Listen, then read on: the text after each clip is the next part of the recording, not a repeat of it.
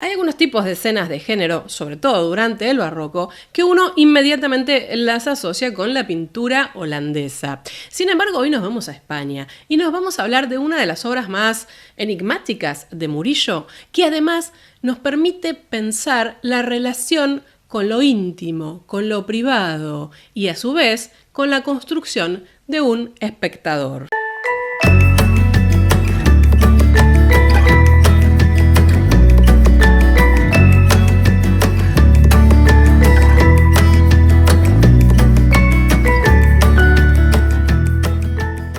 Les doy la bienvenida un viernes más y hoy nos vamos a dedicar a hablar del gran maestro Murillo, que lo trajimos alguna vez hablando de Trampantojo y de las moscas, pero no habíamos entrado en profundidad a alguna de sus obras. Lo que les voy a decir quizás no tenga nada de novedoso, pero es cierto que se termina asociando a Murillo con esas maravillosas inmaculadas, con la pintura religiosa. Aún así, Murillo no dejó de ser un hombre de su época y, por supuesto, abordó otras temáticas. Ciertas escenas de género, encaradas con mucho naturalismo, que reflejan un poco la vida común y corriente de una Sevilla en un momento muy especial también. A Murillo le toca vivir, por supuesto, y ver la miseria que experimentó Sevilla por ese momento. Una ciudad de enormes contrastes, en donde teníamos el monopolio del comercio con las Indias, mercancías, riquezas, gente que realmente prosperaba, y por otro lado la miseria, niños harapientos, hambrientos, mujeres que se prostituían,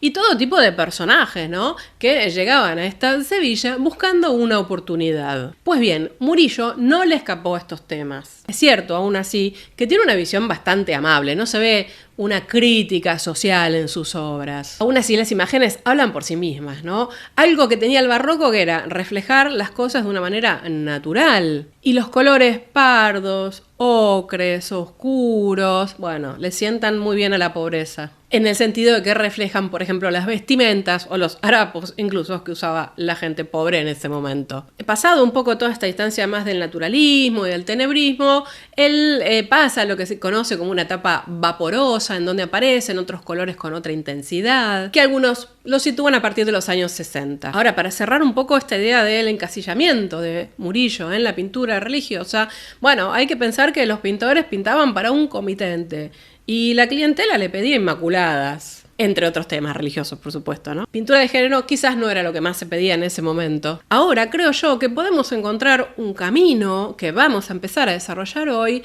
en el que podemos empezar a conectar a este Murillo, pintor de jovencitos piojosos, y el Murillo de la religión, a través de una obra que cuenta mucho de la mirada de este artista sobre la propia pintura. Porque si hay algo que conecta a toda la obra de Murillo es la representación ilusionista que hace de los temas. Y entonces, Mujeres en la ventana, también conocida como Las gallegas. Lo primero que nos tenemos que plantear cuando miramos esta obra es por qué vengo hablando de escenas de género y no vengo hablando de retrato. Bueno, por empezar, estas dos mujeres no están identificadas y están haciendo algo común, algo cotidiano, algo trivial o vulgar. Ya sabemos que las escenas de género representan a gente común haciendo cosas comunes. Definido esto, vamos a mirar el cuadro. Y lo que tenemos que ver se nos presenta directamente a los ojos. Hay dos mujeres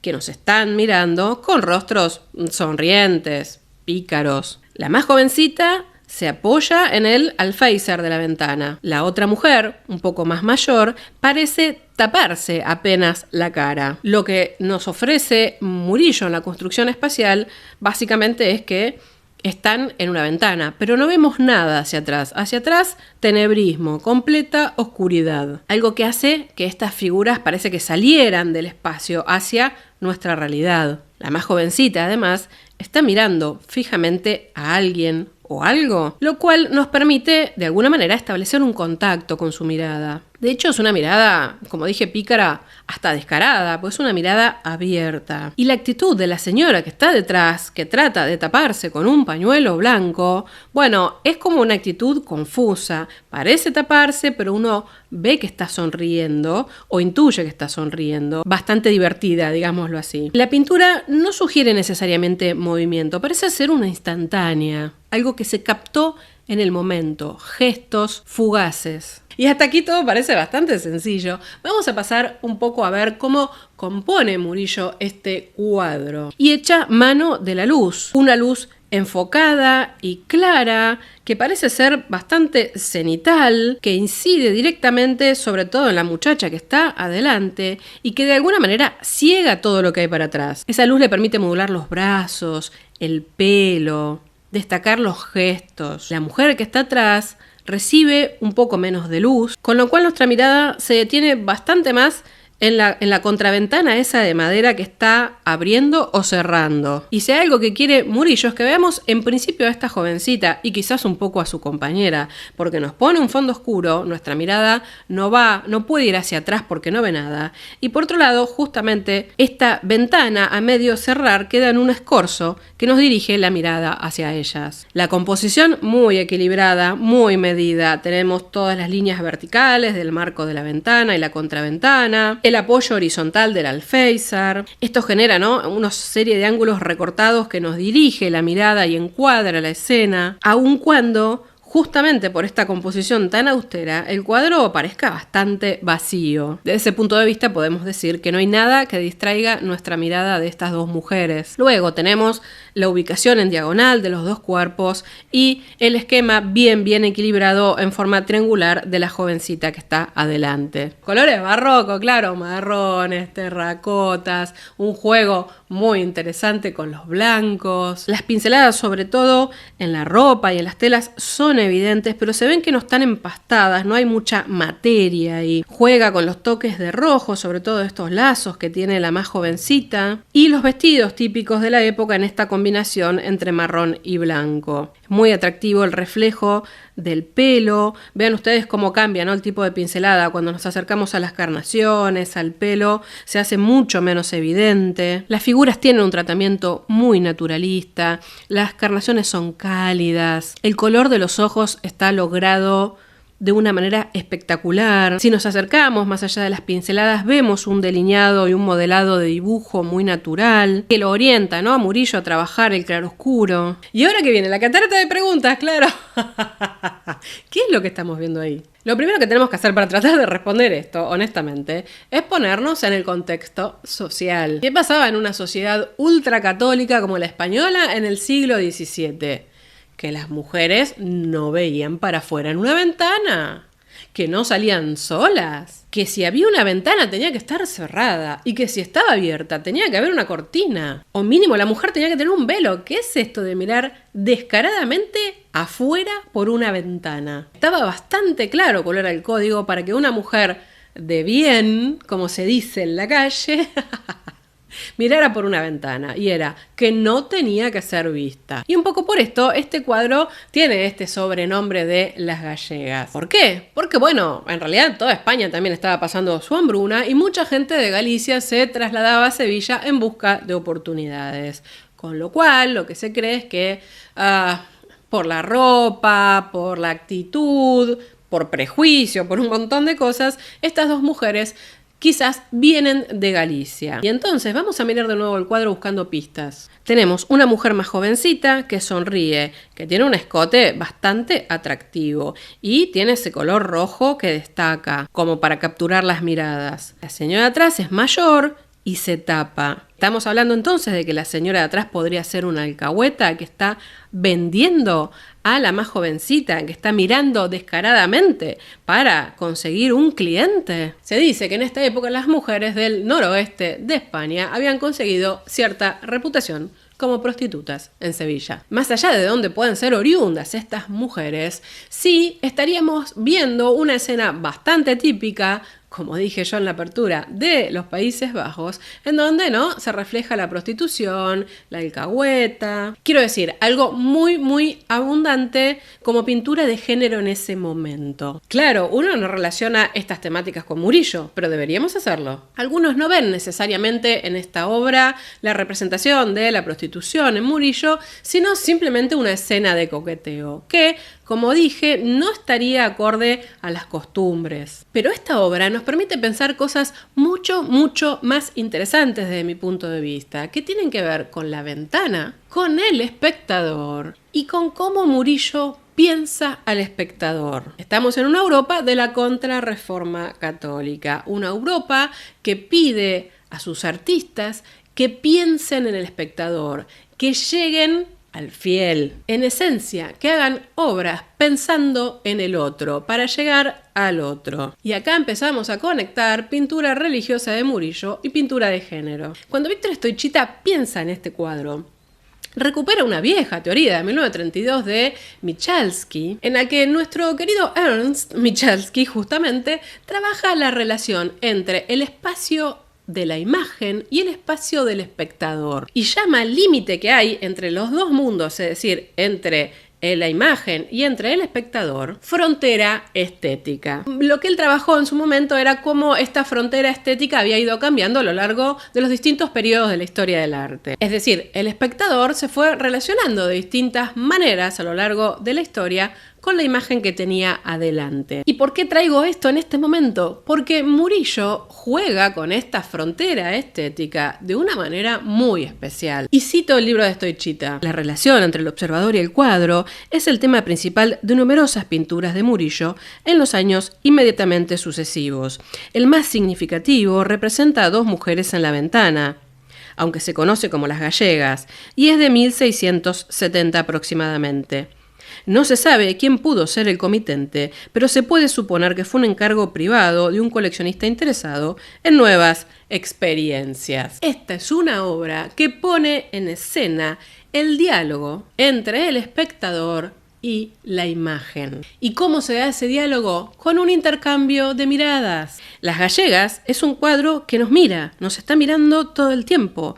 Y el diálogo lo hacemos justamente a través del motivo de la ventana. La ventana es lo que construye cuál es el espacio de la imagen y cuál es nuestro espacio como espectadores. De hecho, si volvemos al cuadro, el marco de la ventana es prácticamente el marco del cuadro. Las dos mujeres, apoyadas en el alféizar, están coincidiendo con el marco inferior del cuadro. Quiero decir, la obra esta no es solamente la mirada a través de la ventana en el sentido renacentista, como la recupera Alberti, sino que esa ventana es la frontera estética en donde se intercambian las miradas entre espectador y pieza. Porque si algo que está claro es que el espectador las mira, pero ellas también lo miran al espectador. Y hay más, porque este marco de ventana, marco de cuadro, es el lugar del engaño, dice Stoichita. ¿Por qué?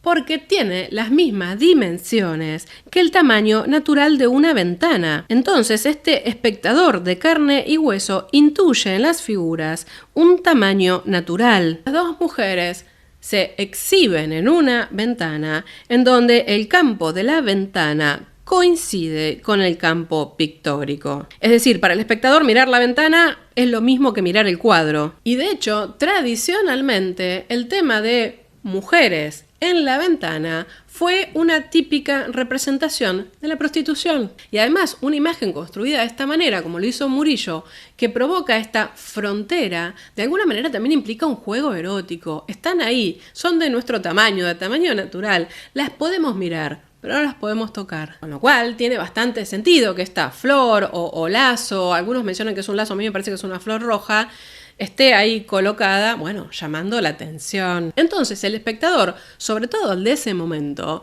entra en un juego en el que lo que le era inaccesible se vuelve accesible. Hay una mujer y un cuerpo que se ofrece a la mirada y que se la puede ver, incluso a través de una ventana, algo completamente prohibido. Uno de los temas capitales de esta obra, más allá de cualquier cosa que pueda representar, es esto, la accesibilidad a lo privado, a lo íntimo. Es más, si el estado normal en esa época de una casa decente era tener la ventana cerrada, en el cuadro de Murillo, ¿qué podemos pensar? Que los póstigos acaban de abrirse. Uno de ellos ocupa todo el lado izquierdo del cuadro. Y también nos da la sensación de que esa ventana puede cerrarse en cualquier momento. En ese caso, de nuevo estaríamos imposibilitados de ver la representación. Y si lo pensamos más metafóricamente, hablando de la pintura, si esa mujer cerrara la ventana, no podríamos ver más la obra. Si él hubiese representado únicamente a la muchacha del primer plano, su cuadro hubiera sido una glosa al tema rembrandtiano.